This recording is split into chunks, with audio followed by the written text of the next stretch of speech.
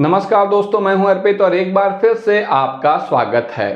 लोकसभा चुनाव 2024 के चौथे चरण का मतदान होने के साथ ही अब भारतीय जनता पार्टी के अब की बार 400 पार के नारे की हवा पूरी तरह से निकल चुकी है। जहां चुनाव से पहले इस देश की मेन स्ट्रीम मीडिया के द्वारा लगातार ये माहौल बनाया जा रहा था कि भाजपा 400 सीटें पार कर जाएगी, इंडिया गठबंधन जो कि असल में एक ठग बंधन है वो चुनाव में कहीं नहीं टिक पाएगा, अब उसे 2029 के चुनाव की तैयारी करना चाहिए। 24 में तो मोदी पहले ही जीत चुके हैं।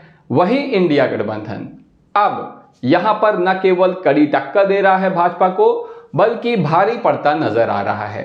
आज हम बात करेंगे चौथे चरण तक जिन 381 सीटों पर मतदान हुआ है उसमें से कितनी सीट भारतीय जनता पार्टी के एनडीए गठबंधन के खाते में जा रही है और कितनी सीट इंडिया गठबंधन के खाते में जा रही है। तो आइए चलिए शुरू करते हैं। यहां पर आप देख सकते हैं भारत का मैप है आपके सामने, भारत के सभी प्रदेश हैं। यहां पर आप देखिए तो यहां ऊपर लोकसभा सीट लिखी है, जैसे उत्तर प्रदेश में 80 है और नीचे राज्यसभा सीट है। क्योंकि ये लोकसभा को चुनाव हो रहा है इसलिए हम सिर्फ लोकसभा सीट के बारे में बात करेंगे। तो चलिए अपना प्रोग्राम शुरू करें। सबसे पहले हम बात कर रहे हैं महाराष्ट्र से। ये महाराष्ट्र है ब्लू कलर का, यहां पर 48 लोकसभा सीट है। ये भारत के पश्चिमी हिस्से का प्रदेश है।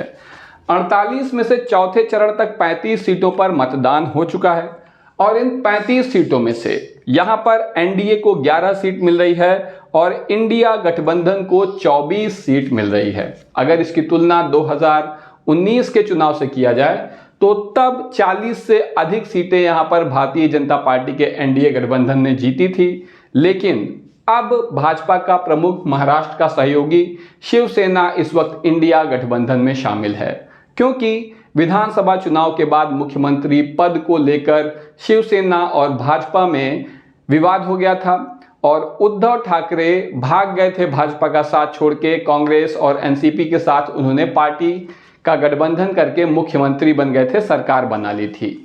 बदले में भाजपा ने शिवसेना को भी तोड़ दिया और एनसीपी को भी तोड़ दिया, दोनों के दो टुकड़े कर लिए। शरद पवार के भतीजे को अपनी पार्टी के में ले आए, एनडीए गठबंधन में ले आए और प्रदेश में सरकार बना ली। लेकिन लोकसभा चुनाव में इसका खामियाजा भाजपा को भुगतना पड़ रहा है, क्योंकि जनता में भाजपा की छवि बहुत खराब हो गई है। इसकी जोड़ तोड़ की राजनीति और सत्ता के प्रति जो भूख है वो उजागर हो गई है। तो यहां पर 35 में से 11 एनडीए और 24 इंडिया गठबंधन को मिल रही है सीट चौथे चरण तक जहां पर मतदान हुआ है। कुल 48 सीटें हैं, अभी और मतदान होना बाकी है। इसके बाद हम बात करेंगे बिहार की। ये देखिए बिहार 40 लोकसभा सीट है। पूर्वी भारत का बहुत ही महत्वपूर्ण प्रदेश है। यहाँ से पूर्व शुरू हो जाता है भारत का लगभग। यहाँ पर कुल 40 लोकसभा सीट है। पिछले लोकसभा चुनाव में 2019 में भारतीय जनता पार्टी 40 में से 39 सीटों पर जीती थी, बल्कि एनडीए गठबंधन, क्योंकि यहाँ पर नीतीश कुमार और जो है पासवान जी की पार्टी है, ये सब इसके गठबंधन का हिस्सा थे, बहुत सी पार्टियों को जोड़ा था। एक सीट कांग्रेस को मिली थी, लालू यादव के परिवार को कोई भी सीट नहीं मिल पाई थी।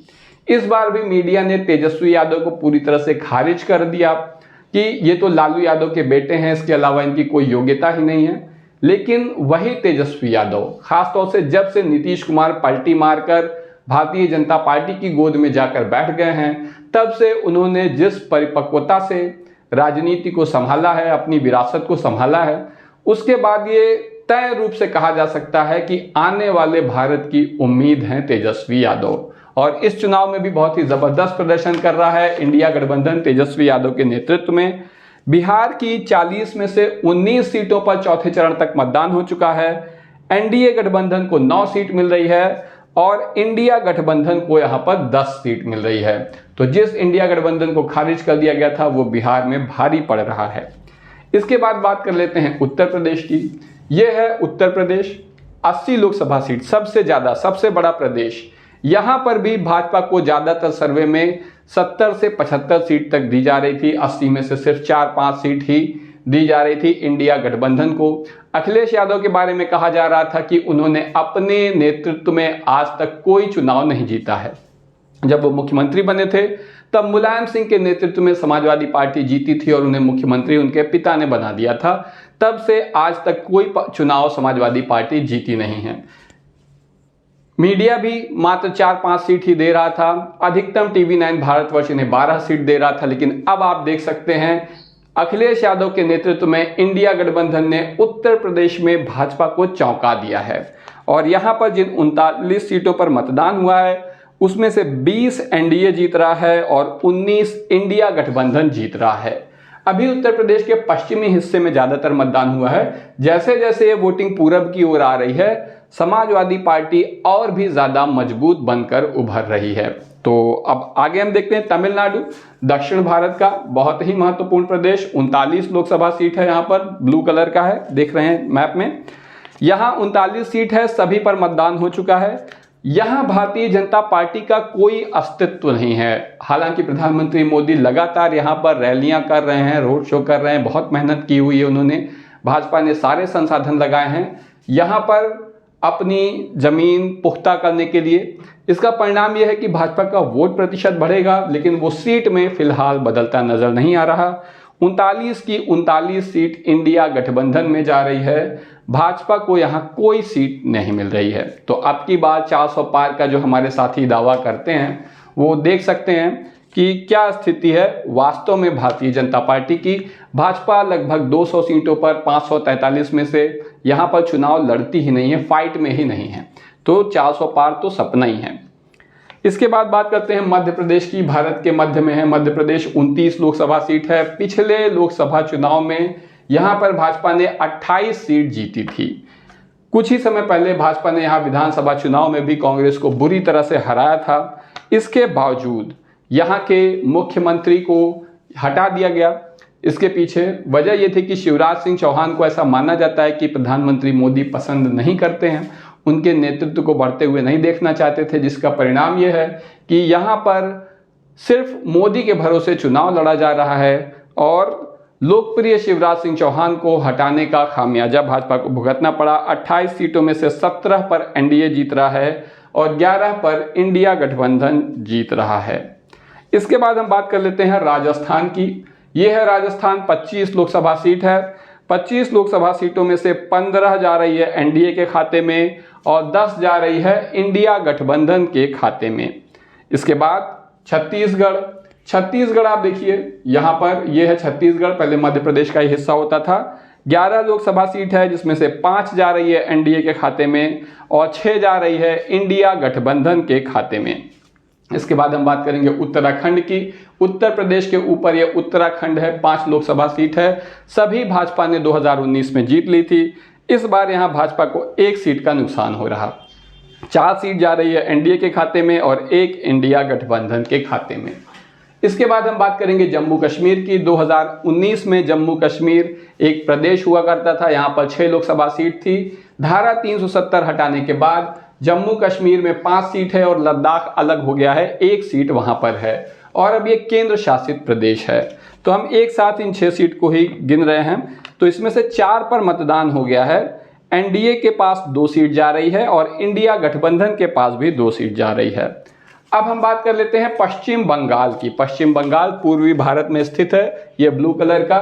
यहाँ पर 42 लोकसभा सीट है। तो 42 लोकसभा सीट जो है इसमें तृणमूल कांग्रेस का यहाँ पर दबदबा है। पश्चिम बंगाल में अभी तक 18 सीटों पर चुनाव हुए हैं, मतदान हो गया है, जिसमें से 4 एनडीए के खाते में जा रही है और 14 इंडिया गठबंधन के खाते में जा रही है। इसके बाद हम देखते हैं त्रिपुरा, पूर्वोत्तर भारत का है हिस्सा ये। त्रिपुरा ये है ग्रीन कलर का और यहाँ पर 2 लोकसभा सीट है, 1 इंडिया गठबंधन और 1 एनडीए के खाते में जा रही है। इसी तरह अरुणाचल पूरब में है, पूर्वोत्तर भारत का, चीन से काफ़ी सटा हुआ है। चीन कहता है कि अरुणाचल हमारा है। तो ये जो 2 लोकसभा सीट है इसमें से 1 इंडिया और 1 एनडीए गठबंधन के खाते में जा रही है। इसके अलावा अब देखते हैं मिजोरम। देखिए ये नागालैंड है, ये मणिपुर है, ये मिजोरम है। तो ये जो रेड कलर का मिजोरम है, यहाँ पर 1 लोकसभा सीट है जो एक मिजो पार्टी है उसको मिलेगी, ना इंडिया गठबंधन को ना एनडीए को। तो ये अन्य के खाते में जा रही है। इसके बाद मणिपुर मिजोरम से ऊपर, ये हरे रंग का है और यहाँ पर 2 लोकसभा सीट है, 1 इंडिया गठबंधन और 1 एनडीए के खाते में। इसके बाद असम, ये असम येलो कलर का, पीले रंग का, 14 लोकसभा सीट यहाँ पर है, जिसमें से 10 जा रही है एनडीए के खाते में और 4 जा रही है इंडिया गठबंधन के खाते में। इसके बाद हम बात करेंगे सिक्किम की। ये लाल रंग का सिक्किम है। यहाँ पर एक लोकसभा सीट है जो कि एनडीए के खाते में जा रही है। वहीं मेघालय, असम के नीचे ग्रीन कलर का मेघालय है, यहाँ पर 2 लोकसभा सीट है और एक जा रही है एनडीए के खाते में और दूसरी जा रही है इंडिया गठबंधन के खाते में। अब हम यहाँ पर देखते हैं लक्षद्वीप। अगर आप भारत के मैप में देखिए तो 3 तरफ से समुद्र से घिरा हुआ है। ये जो पश्चिमी समुद्र है जिसका नाम है अरब सागर, यहाँ पर केरल से आगे छोटे छोटे द्वीपों का एक समूह है जिसे लक्षद्वीप कहते हैं। यहाँ पर एक लोकसभा सीट है और ये सीट जा रही है एनडीए के खाते में। इसी तरह भारत का ये जो पूर्वी समुद्र है जिसे बंगाल की खाड़ी कहा जाता है, यहाँ पर ये देखिए एक द्वीपों की श्रृंखला है जिसे कहा जाता है अंडमान निकोबार। यहाँ पर एक सीट है जो कि एनडीए के खाते में जा रही है। इसके बाद ये जो तमिलनाडु है, यहाँ पर ये छोटे छोटे लाल रंग की जो बिंदी है ये है पौंडीचेरी। यहाँ पर पहले फ्रेंच कॉलोनी थी, यानी यहाँ पर फ्रांसीसियों का कब्जा था, अंग्रेज़ों का नहीं। ये हिस्सा भारत का 1947 के बाद आज़ाद हुआ है जब फ्रांसीसी यहाँ से गए थे। तो यहाँ पर पौंडीचेरी एक केंद्र शासित प्रदेश है जहाँ पर एक सीट है जो कि एनडीए के खाते में जा रही है। इसके बाद हम देखते हैं कर्नाटक। कर्नाटक में भी भाजपा और कांग्रेस का बहुत ज़बरदस्त मुकाबला चल रहा है। यहाँ पर ये 28 लोकसभा सीट है, महाराष्ट्र के नीचे केरल के ऊपर। 28 लोकसभा में सभी पर चुनाव हो चुका है। 9 सीट यहाँ पर एनडीए को मिल रही है और 19 सीट इंडिया गठबंधन के खाते में जा रही है। इसके बाद हम बात करेंगे केरल की। कर्नाटक के नीचे ये केरल है, 20 लोकसभा सीट है, आप देख सकते हैं। यहाँ पर भी भाजपा का कोई अस्तित्व नहीं है। 20 की 20 सीट इंडिया गठबंधन के खाते में जा रही है। भारतीय जनता पार्टी को यहाँ कोई भी सीट नहीं मिलेगी। इसके पीछे वजह यह है कि यहाँ के दोनों प्रमुख दल कांग्रेस और कम्युनिस्ट पार्टी इंडिया गठबंधन का हिस्सा हैं और यहीं पर एक सीट है वायनाड, जहाँ से राहुल गांधी चुनाव लड़ते हैं। अब हम बात कर लेते हैं प्रधानमंत्री मोदी के गुजरात की। गुजरात में 26 लोकसभा सीट है। पिछले चुनाव में भारतीय जनता पार्टी ने सभी 26 सीटों पर जीत हासिल की थी। इस बार भी 26 सीटों पर मतदान भी हो चुके हैं और 22 सीट जा रही है भारतीय जनता पार्टी के खाते में, जबकि 4 सीट जा रही है इंडिया गठबंधन के खाते में। ये चारों सीट आदिवासी क्षेत्र से आती है गुजरात के। इसके बाद आप यहाँ देखें गुजरात के ही मैप में ये छोटी छोटी 3 बिंदियाँ बनी हैं। ये है दादरा और नगर हवेली और ये है दमन और दूसरी दीव। तो दादरा और नगर हवेली, दमन और दीव मिलाकर कुल 2 लोकसभा सीट है। ये केंद्र शासित प्रदेश है और इस 2 सीट में से एक एनडीए के खाते में जा रही है, दूसरी इंडिया गठबंधन के खाते में जा रही है। इसके बाद हम बात कर लेते हैं गोवा की। महाराष्ट्र और कर्नाटक के बीच में है गोवा, अरब सागर के किनारे। बहुत ही खूबसूरत प्रदेश है। 2 लोकसभा सीट है यहाँ पर, एक एनडीए के खाते में जा रही है और दूसरी इंडिया गठबंधन के खाते में। इसके बाद हम बात करेंगे तेलंगाना की। ये येलो कलर का, पीले रंग का, यहाँ पर 17 लोकसभा सीट है। 17 लोकसभा सीट में से 4 एनडीए के खाते में जा रही है और 10 इंडिया गठबंधन के खाते में जा रही है। 3 सीट अन्य के खाते में जा रही है। यहाँ पर अन्य में बीआरएस और असदुद्दीन ओवैसी जी की पार्टी है। बीआरएस यहाँ की बहुत बड़ी ताकत थी। तेलंगाना को जो है अलग करने का आंध्र प्रदेश से आंदोलन भी बीआरएस के ही नेतृत्व में चला था।